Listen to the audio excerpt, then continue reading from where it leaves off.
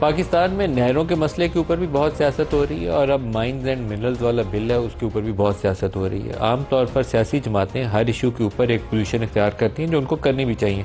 लोग उनको मुंतखब करते हैं एक ख़ास स्कूल ऑफ थॉट को जहन में रखते हुए, अपनी सोच के करीब जानते हुए लोग सियासी जमातों में शामिल होते हैं और पोलिटिकल लीडरशिप जो है अपने वोटर्स को, अपने फॉलोअर्स को सामने रखते हुए पोजीशन इख्तियार करती हैं।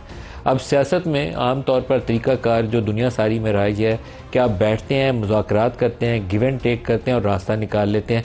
पाकिस्तान में मुजाहरे शुरू हो जाते हैं, सड़कों पे आ जाते हैं, लेकिन जो बात करने की जहाँ पे ज़रूरत है वहाँ पे बात नहीं की जाती।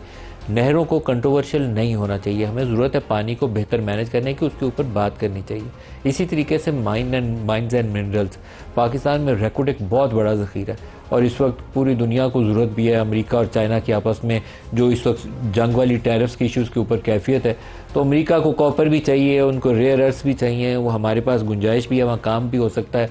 सऊदीज़ आने में इंटरेस्टेड हैं।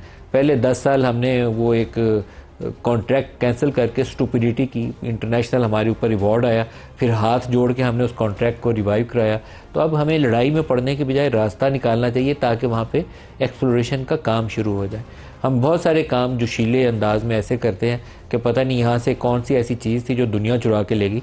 जब रेकोडिक का कॉन्ट्रैक्ट कैंसिल किया गया था उस वक्त यहाँ यही सोच थी कि हमने इन कंपनियों को भगा दिया तो हमने तो अरबों डॉलर खुद ही कमा लेने हैं, 10 साल हमने ज़ाया कर दी, 4 आने कमाए नहीं हैं। तो अभी इस लड़ाई में पढ़ने के बजाय प्रोडक्टिव तरीके से आगे बढ़ना चाहिए, मुहज़्ज़ब तरीके से, जो पूरी दुनिया में मुरवजा ऐसे तरीके हैं जहाँ कामयाबी से आगे बढ़ा जा सकता है।